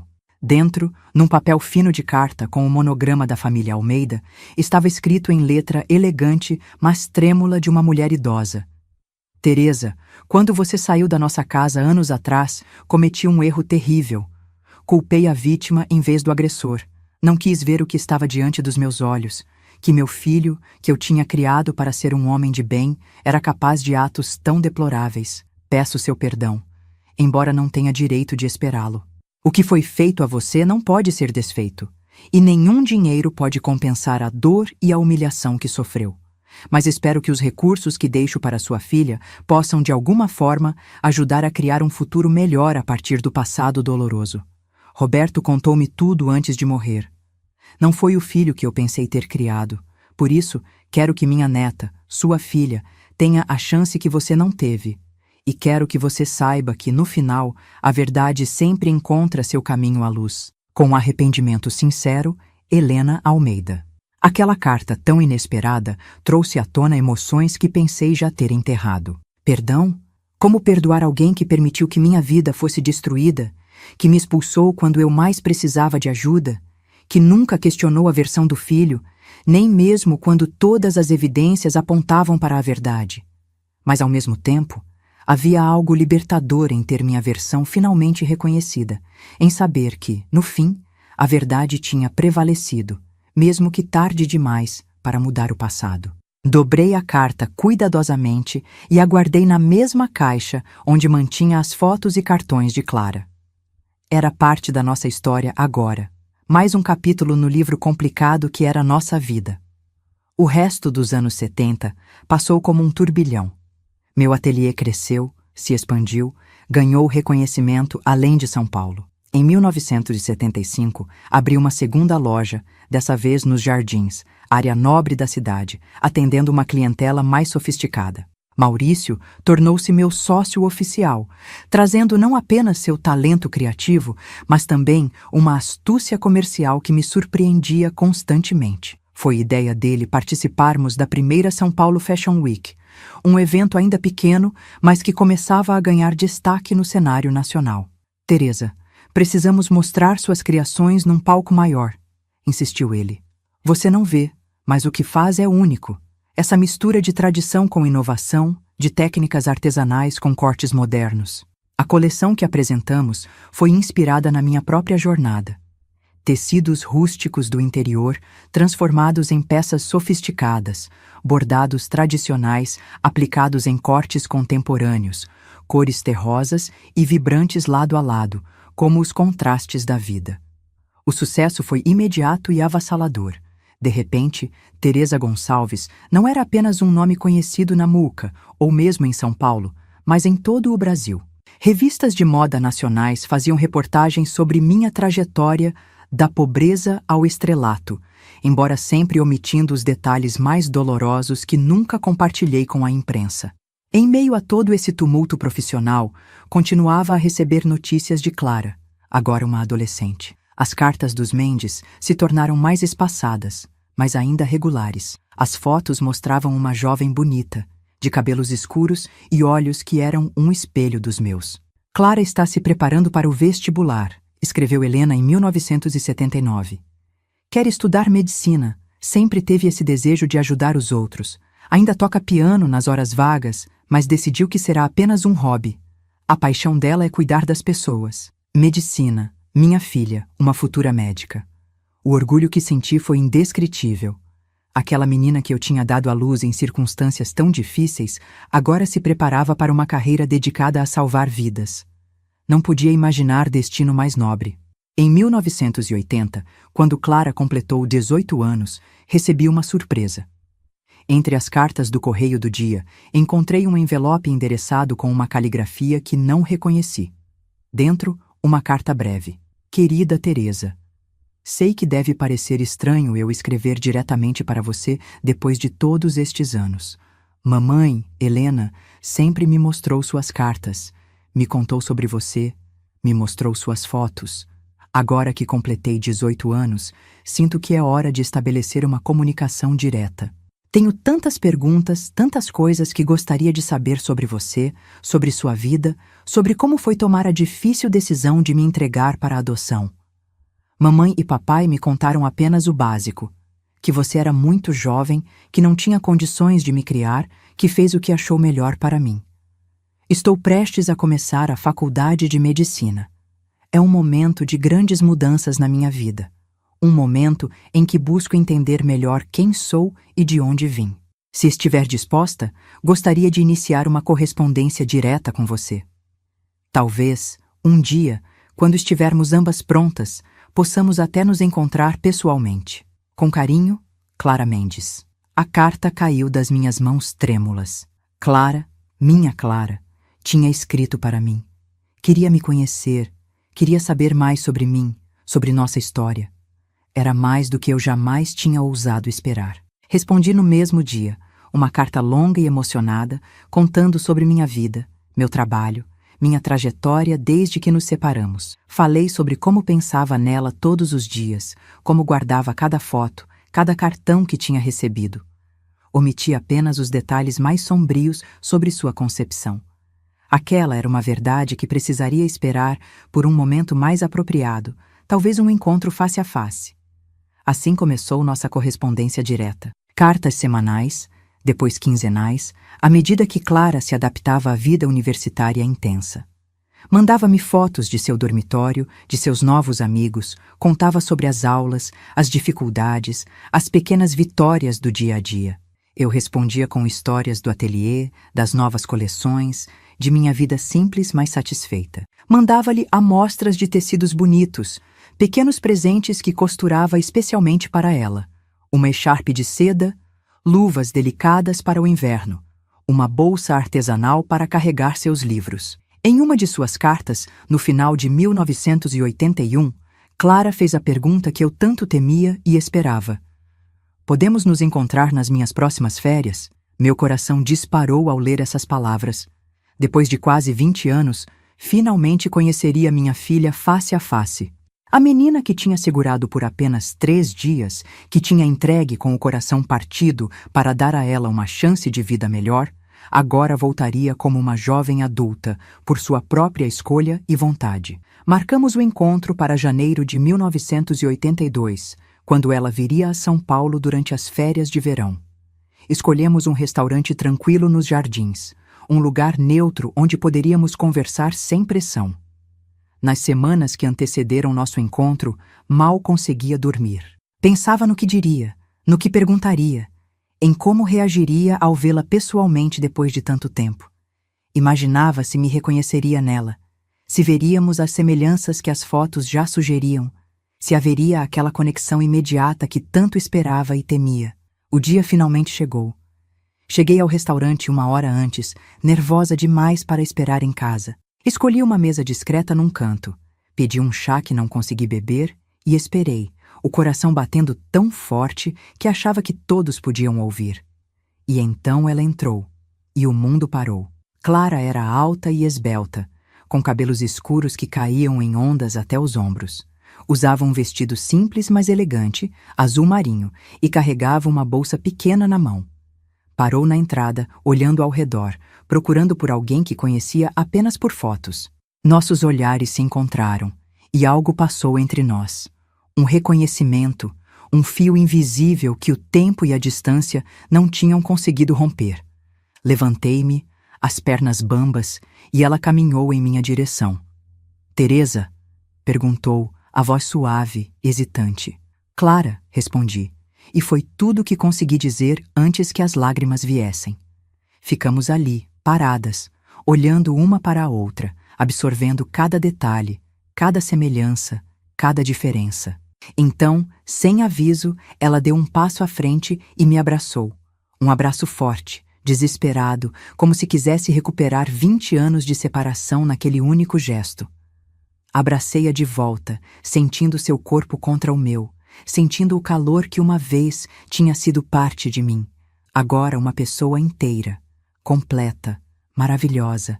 As lágrimas corriam livremente pelo meu rosto e senti as dela molhando meu ombro. "Encontrei você", ela sussurrou. Finalmente encontrei você. Sentamos, ainda segurando as mãos uma da outra, como se temêssemos que, ao soltar, a outra pudesse desaparecer. A conversa fluiu naturalmente, como se nos conhecêssemos a vida toda. Falamos de tudo e de nada. Seus estudos, meu trabalho, pequenos detalhes do cotidiano, gostos compartilhados que descobrimos ter em comum. Você é exatamente como imaginei, disse ela em determinado momento, os olhos brilhando. Nas fotos, sempre parecia, não sei, forte, determinada, mas com uma tristeza nos olhos. Posso ver isso agora, pessoalmente. Sorri, tocada por sua percepção. A vida nem sempre foi fácil, mas me tornei mais forte por causa disso. E toda vez que recebia notícias suas, que via como estava crescendo feliz e saudável, encontrava forças para continuar. Ela apertou minha mão. Mamãe, Helena, sempre me disse que você me amava muito, que me deu para a adoção por amor, não por falta dele. Cresci sabendo disso, nunca duvidei. Mas ainda tinha tantas perguntas. Pergunte, respondi. Pergunte tudo o que quiser saber. Não tenho mais segredos para você. Quem é meu pai? Ela perguntou diretamente, os olhos fixos nos meus. Era a pergunta que eu mais temia, mas estava preparada. Respirei fundo e contei a verdade. Não todos os detalhes sórdidos, mas o suficiente para que entendesse. Contei sobre a Fazenda Primavera, sobre trabalhar como costureira lá, sobre Roberto Almeida e como ele tinha tirado vantagem da minha posição vulnerável. Contei sobre a gravidez, a expulsão, a casa de Dona Jurema. Contei tudo com uma honestidade suavizada pela passagem do tempo e pelo desejo de não machucar aquela jovem que me olhava com tanta intensidade. Quando terminei, ela estava chorando silenciosamente. Sinto muito, disse finalmente. Sinto muito pelo que você passou por minha causa. Não, respondi firmemente, segurando seu rosto entre minhas mãos. Nunca pense assim. O que aconteceu não foi sua culpa. Você foi a única coisa boa que saiu daquela situação. O único motivo pelo qual agradeço ter passado por tudo aquilo. Sem aquela dor, não teria você. Ela assentiu, enxugando as lágrimas. E agora? O que acontece agora, Teresa? O que você quiser que aconteça, respondi sinceramente. Podemos continuar nos correspondendo, podemos nos encontrar quando vier a São Paulo, podemos construir um relacionamento aos poucos, no seu ritmo. Não quero substituir Helena e Eduardo. Eles são seus pais, te criaram, te amaram. Só quero fazer parte da sua vida, se você me permitir. Quero isso, ela disse sem hesitação. Quero conhecer você melhor, quero que faça parte da minha vida. Tenho duas mães agora, uma que me criou e outra que me deu a vida. Sou sortuda por ter as duas. Saímos do restaurante horas depois, caminhando de braços dados como velhas amigas. Levei-a para conhecer meu ateliê, mostrei meus desenhos, meus tecidos, o mundo que tinha construído do nada. Ela admirou tudo com olhos brilhantes, tocando as peças, fazendo perguntas, mostrando um interesse genuíno que aqueceu meu coração. Você é incrível, disse ela, olhando ao redor do ateliê. Construiu tudo isso sozinha, depois de tudo que passou. Não sozinha, corrigi gentilmente.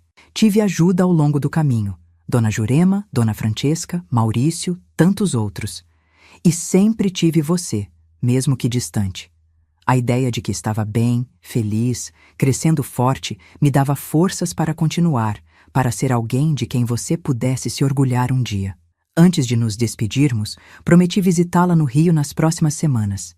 Queria conhecer seu mundo, ver onde vivia, talvez até encontrar Helena e Eduardo novamente, agora em circunstâncias tão diferentes. Naquela noite, sozinha em meu apartamento, chorei. Não de tristeza, mas de uma alegria tão profunda que parecia dor. O círculo tinha se fechado. A menina que tinha dado para longe havia voltado por escolha própria, agora uma mulher extraordinária, inteligente, compassiva. Alguma coisa dentro de mim, que estivera quebrada por 20 anos, finalmente começava a se curar. Nos anos que se seguiram, Clara e eu construímos um relacionamento que transcendeu as circunstâncias dolorosas de seu nascimento. Visitava-a regularmente no Rio, conheci seus amigos, seu mundo universitário. Ela vinha a São Paulo nas férias, às vezes passando semanas inteiras comigo, ajudando no ateliê, aprendendo um pouco de costura mais por proximidade do que por qualquer talento herdado. Suas mãos, como ela dizia rindo, eram mais feitas para curar do que para criar.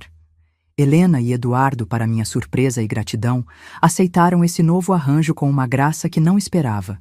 Na primeira vez que nos encontramos novamente, Helena me abraçou longamente. Obrigada por compartilhá-la conosco todos esses anos, disse, e obrigada por voltar à vida dela agora. Clara merece conhecer todas as partes de quem ela é.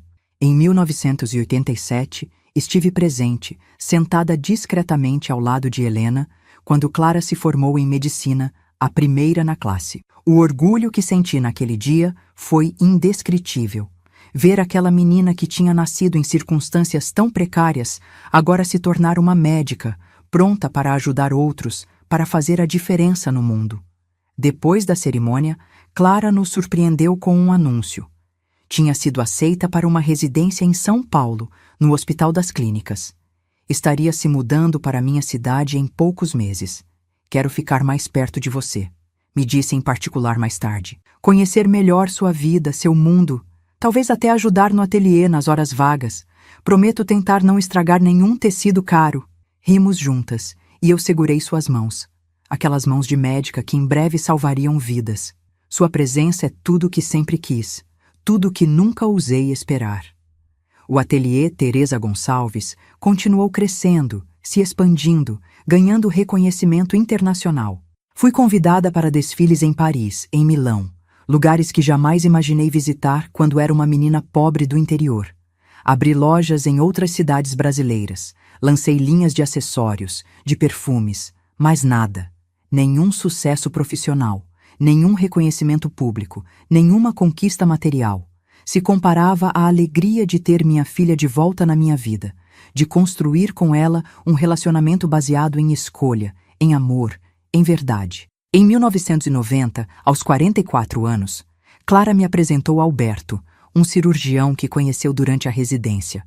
Um homem gentil, brilhante, que a olhava como se ela fosse a maravilha mais extraordinária do mundo.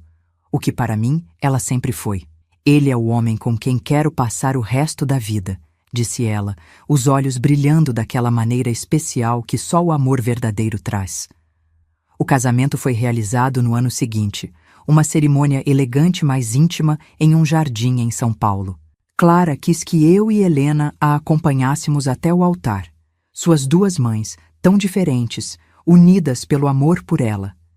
Enquanto caminhávamos lado a lado, Helena segurou minha mão momentaneamente e sussurrou. Fizemos bem nós duas. Olhe para ela, tão feliz, tão completa. Fizemos, concordei, lágrimas nos olhos. Cada uma do seu jeito, fizemos o melhor que podíamos. 2 anos depois, em 1993, Clara me deu a notícia que completou o círculo da nossa história. Estava grávida. Em uma tarde de abril, sentadas na varanda do meu apartamento, ela colocou minha mão sobre sua barriga ainda plana. Quero que você seja parte da vida deste bebê desde o início, disse, os olhos marejados. Quero que seja a avó presente que ensinará a costurar, a contar histórias, a ser forte mesmo quando a vida parece impossível. Senti as lágrimas escorrerem pelo meu rosto enquanto a sentia, incapaz de falar. A menina que tinha sido forçada a entregar, que tinha reencontrado já adulta, agora me dava a chance de ser avó, de estar presente desde o primeiro momento na vida de seu filho. Era um presente tão grande, tão inesperado, que mal podia acreditar. Sofia nasceu em novembro daquele ano. Uma menina saudável, forte, com os mesmos olhos escuros que Clara tinha herdado de mim. Quando a segurei pela primeira vez no hospital, Clara, ao meu lado, senti que todas as dores, todas as lutas, todos os sacrifícios de uma vida tinham valido a pena para chegar àquele momento perfeito. Ela tem seus olhos, disse Clara suavemente. Os mesmos que me olham das fotos antigas que você me mostrou. E suas mãos, respondi, observando os dedinhos minúsculos que se agarravam ao meu dedo. As mãos de uma médica, de uma curandeira. Clara sorriu, cansada, mas radiante. Uma linha ininterrupta de mulheres fortes. Você Eu, agora Sofia, cada uma carregando um pouco da outra, cada uma seguindo seu próprio caminho. Enquanto embalava aquela nova vida nos braços, pensei na jovem de 16 anos que tinha sido, expulsa da fazenda Primavera, carregando um bebê no ventre e o peso do mundo nos ombros. Nunca poderia ter imaginado que sua história terminaria assim, com sucesso, com reconciliação, com amor multiplicado através das gerações. A vida, percebi então, é como o mais complexo dos bordados. Os pontos escuros, as linhas tortas, os nós que parecem erros irreparáveis, todos são necessários para criar o padrão final. Sem a dor não haveria beleza, sem as perdas não haveria os reencontros, sem os desafios não haveria a força para superá-los. Olhei para Clara, para minha neta, e soube que, apesar de tudo, tinha vivido uma vida abençoada. Uma vida de altos e baixos, de dores e alegrias, mas, sobretudo, uma vida de amor. E no final, isso é tudo que realmente importa. Hoje, aos 78 anos, sentada na varanda do meu apartamento em São Paulo, olhando para o jardim onde Sofia, minha neta que agora tem 32 anos, brinca com seus próprios filhos, meus bisnetos, imagine só. Não posso deixar de pensar em como a vida dá voltas inesperadas, em como os fios do destino se entrelaçam de maneiras que jamais poderíamos prever. O Ateliê Teresa Gonçalves tornou-se uma das casas de moda mais respeitadas do Brasil. Tenho lojas em várias capitais, minhas criações são exportadas para outros países. Já vesti celebridades, primeiras-damas, artistas. Um longo caminho para aquela menina de 16 anos que costurava à luz de velas em um quarto apertado. Oficialmente, estou aposentada há alguns anos. Sofia, que herdou meu talento para a moda, para a surpresa de todos, inclusive dela, assumiu a direção criativa da marca, trazendo uma visão contemporânea sem perder a essência que sempre defendi. Clara continua sua carreira como médica, agora como diretora de um grande hospital, salvando vidas, transformando a dor em cura. Algo que talvez tenha aprendido comigo, à sua maneira. Em 2016, fui surpreendida novamente pela vida. Uma jovem jornalista me procurou querendo fazer um perfil para uma revista de moda sobre a pioneira da alta costura brasileira. Durante nossa longa conversa, comecei a sentir algo familiar nela. Algo nos gestos, na forma de inclinar a cabeça quando ouvia com atenção. Qual é o seu nome completo? Perguntei, interrompendo sua pergunta sobre minha primeira coleção internacional. Beatriz Almeida Lopes, respondeu, um pouco confusa com minha súbita curiosidade. Almeida. Senti um frio percorrer minha espinha. Por acaso você tem algum parentesco com a família Almeida, da Fazenda Primavera, em Santo Antônio do Pinhal? Seus olhos se arregalaram de surpresa. Sim, meu avô era de lá. Ricardo Almeida, irmão de Roberto Almeida. Como a senhora sabe? Não consegui responder imediatamente. Ricardo, o irmão mais novo de Roberto, que mal conheci na fazenda. Aquela jovem, então, era sobrinha neta do homem que tinha abusado de mim, que tinha mudado completamente o rumo da minha vida. Conheci sua família há muito tempo, respondi finalmente. Trabalhei na fazenda quando era jovem, antes de começar minha carreira na moda. Beatriz sorriu, encantada com a coincidência. Que mundo pequeno! Vou contar ao meu pai, ele vai ficar surpreso. A fazenda não existe mais, foi vendida nos anos 80, mas ele sempre conta histórias sobre o lugar, sobre a família. Aquele encontro inesperado me fez refletir sobre como o passado nunca nos abandona completamente, como os círculos da vida se fecham de maneiras surpreendentes. Não contei a Beatriz toda a verdade. Não tinha o direito de manchar sua imagem de família com revelações dolorosas sobre um tio-avô que ela provavelmente nem chegou a conhecer. Mas naquela noite, conversei longamente com Clara sobre o encontro. É estranho pensar que nossos mundos continuam se cruzando, mesmo depois de tantos anos, comentou ela, sentada ao meu lado no sofá, enquanto folheávamos um álbum de fotos antigas. Como se houvesse um fio invisível conectando todas essas pessoas, todas essas histórias. A vida tem dessas coisas, respondi, passando os dedos por uma foto de Clara bebê. Às vezes penso que nada é por acaso, que cada encontro, cada separação, cada dor e cada alegria tem um propósito maior que só entendemos muito tempo depois. Poucos meses após esse encontro com Beatriz, recebi uma honraria que jamais imaginei. O Museu de Arte de São Paulo organizou uma exposição retrospectiva da minha carreira. Teresa Gonçalves, 50 anos de moda brasileira. Vestidos que tinha criado ao longo de 5 décadas, desde as primeiras peças simples da lojinha, na Mooca, até as criações sofisticadas que vestiram celebridades, foram expostos como obras de arte. Na noite de abertura, rodeada por minha família, Clara e Alberto, Sofia e o marido, meus bisnetos correndo entre os convidados, olhei ao redor e senti uma emoção difícil de descrever. Como aquela menina assustada que fugiu da fazenda Primavera, com apenas a roupa do corpo e um bebê no ventre, tinha chegado até ali? Como os retalhos desprezados da minha vida tinham se transformado em uma colcha tão rica, tão colorida, tão completa? Clara se aproximou, segurando meu braço. Está pensando no passado, não está? Perguntou suavemente. Assenti. Em como tudo começou, em como chegamos até aqui. Sabe o que mais admiro em você? Ela continuou, seus olhos, tão parecidos com os meus, brilhando de emoção. Não é seu talento, embora seja extraordinário. Não é sua determinação, embora seja inspiradora.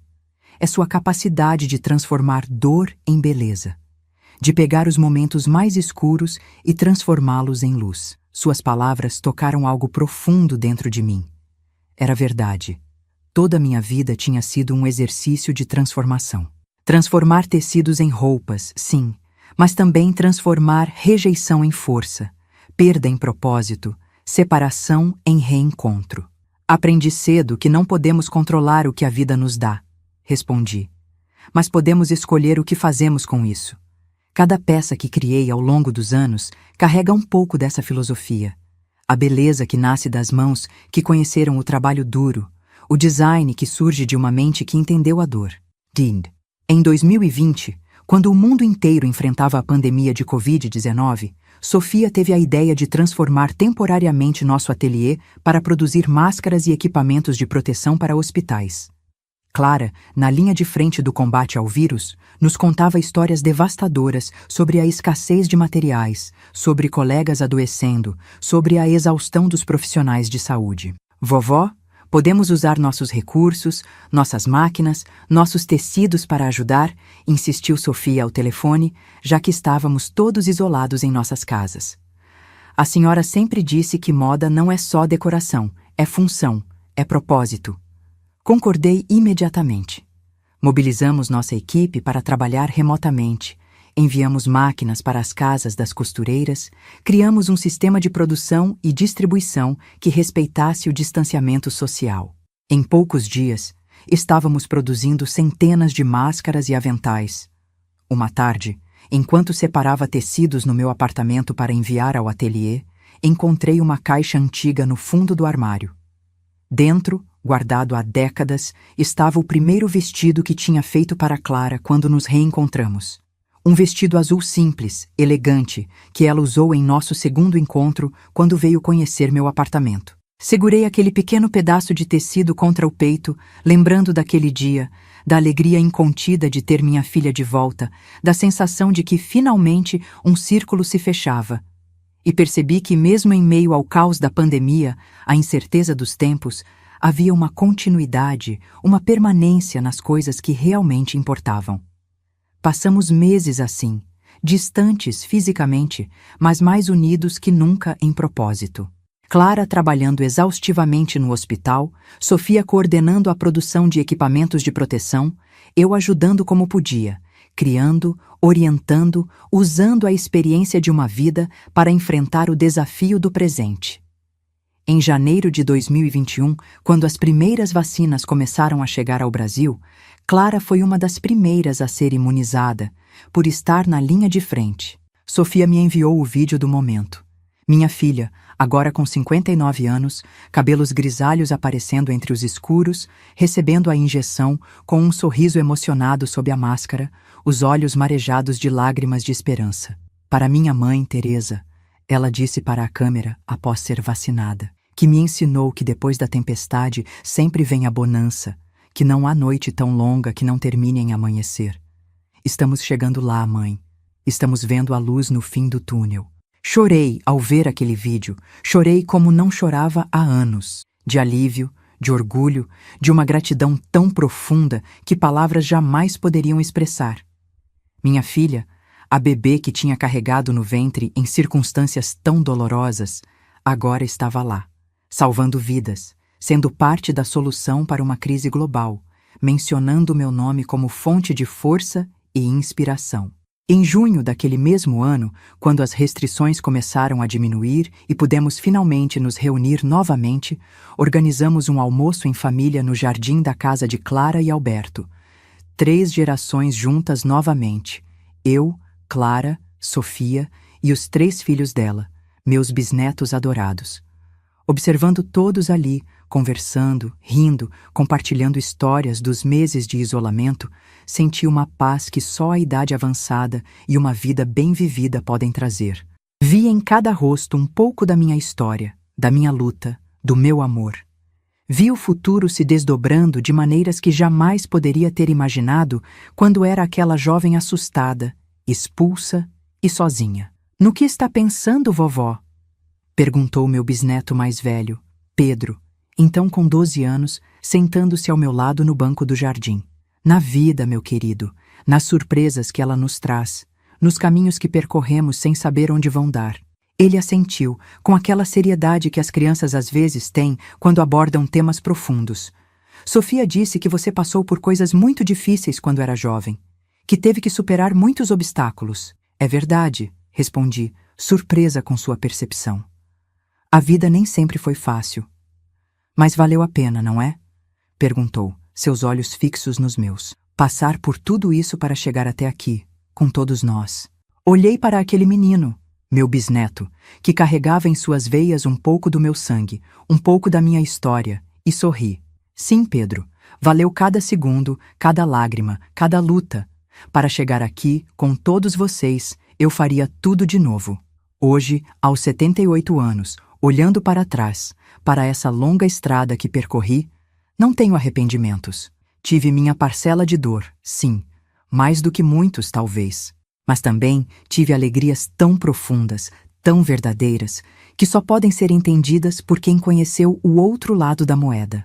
A menina da fazenda, a jovem mãe que teve que entregar seu bebê, a costureira que começou do zero, a empresária que construiu um império, a mãe reencontrada, a avó orgulhosa, a bisavó abençoada. Todas essas mulheres são partes de mim. Todas compõem o tecido complexo e colorido da minha existência. Se pudesse dizer algo para aquela jovem Teresa, assustada e sozinha, seria isto. Aguente firme. A dor que sente agora é apenas um ponto no grande bordado da sua vida. Virão outros pontos, brilhantes, coloridos, inesperados. E quando olhar para trás, verá que mesmo os pontos escuros eram necessários para criar o padrão completo, a história completa, que é unicamente sua. A vida, meus queridos, é como a mais complexa das costuras. Requer paciência, requer habilidade, requer visão para entender como cada ponto se conecta ao próximo.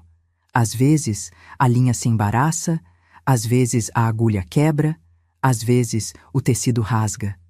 Mas se persistirmos, se continuarmos costurando, mesmo quando nossas mãos doem e nossos olhos cansam, no final teremos criado algo belo, algo durável, algo que conta nossa história de maneira que palavras jamais poderiam. Esta é a minha história.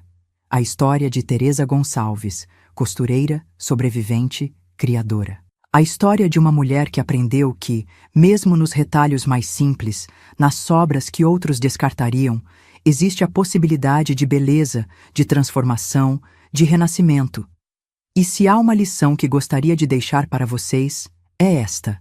Não importa quão escura pareça a noite, não importa quão difícil pareça o caminho, há sempre uma nova linha para puxar, um novo desenho para criar, uma nova chance para recomeçar. A vida, como o mais fino dos tecidos, está sempre em nossas mãos, esperando para ver o que faremos com ela. Se essa história tocou seu coração, se fez você pensar na sua própria jornada, me faria muito feliz se você deixasse um like nesse vídeo e se inscrevesse no canal. Adoro compartilhar essas memórias com vocês, saber que minhas experiências podem trazer algum conforto, alguma inspiração para quem está passando por seus próprios desafios. E se quiser conversar mais, deixe um comentário contando o que achou da minha história ou entre no grupo de WhatsApp da vovó que está na descrição do vídeo. Como digo sempre aos meus netos, dividir as dores as torna menores, dividir as alegrias as torna maiores. Um grande abraço desta velha costureira que aprendeu, com o tempo, que os retalhos mais improváveis podem se transformar na mais bela das colchas.